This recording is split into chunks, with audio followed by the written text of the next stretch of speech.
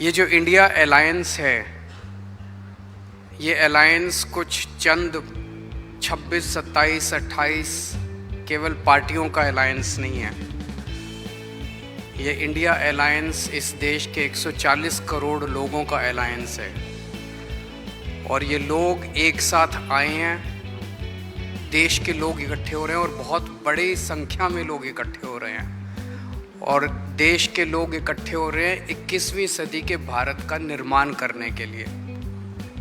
आज हमें बहुत दुख होता है कि आज हमारे देश के अंदर जो सरकार है, मोदी सरकार, मुझे लगता है कि आज़ाद भारत की सबसे भ्रष्ट सरकार और सबसे अहंकारी सरकार है। एक भारतीय होने के नाते मुझे बेहद दुख होता है। पिछले 3-4 दिन से हम पढ़ रहे हैं कि विदेशों के अखबारों के फ्रंट पेज के ऊपर खबरें छप रही हैं कि हमारी भारत सरकार एक आदमी के लिए काम कर रही है। वो एक आदमी भारत से पैसे निकाल के बाहर विदेश में ले जा रहा है और भारत सरकार, मोदी सरकार, देश के प्रधानमंत्री उनकी मदद कर रहे हैं। बहुत दुख होता है एक भारतीय होने के नाते।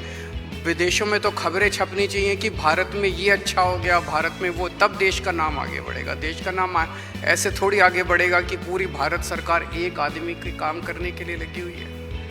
आज हमारे भारत का युवा रोजगार ढूंढ रहा है, पढ़ लिख के BA करके, BCom करके, BSc करके रोजगार ढूंढ रहा है। उसके पास रोजगार नहीं है और वो जब सरकार के पास जाता है तो पता चलता है कि सारी सरकार एक ही आदमी के लिए काम कर रही है।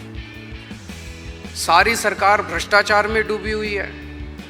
आज हमारे लोगों के घर का खर्चा नहीं चल रहा, लोगों के आमदनी नहीं है, आमदनी उतनी है, खर्चे बढ़ते जा रहे हैं। सरकार के पास जाते हैं, पूरी सरकार एक ही आदमी के लिए काम करने में लगी हुई है।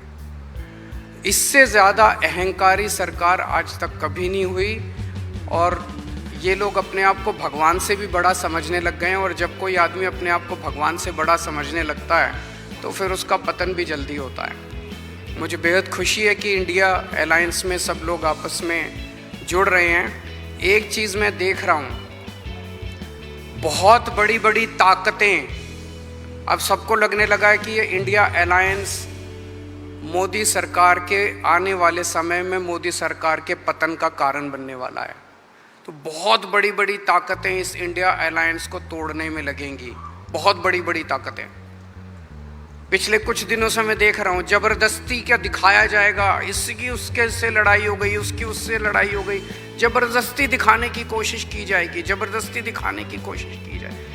मैं पिछली 3 मीटिंग अटेंड कर चुका। मैं आपको पूरी जिम्मेदारी के साथ कह सकता हूँ, जितनी अच्छे से और जितने प्यार और मोहब्बत से सारी मीटिंग्स हुई हैं, किसी के साथ लड़ाई नहीं है।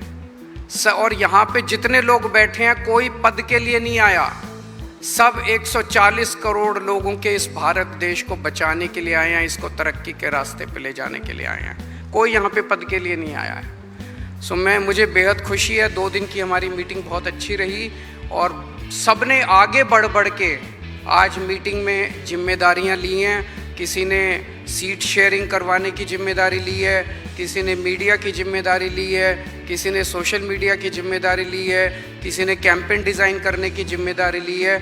मुझे पूरी उम्मीद है कि आने वाले समय के अंदर पूरा भारत इकट्ठा होगा और इस अहंकारी, भ्रष्टाचारी, तानाशाही सरकार का पतन का कारण बनेगा। बहुत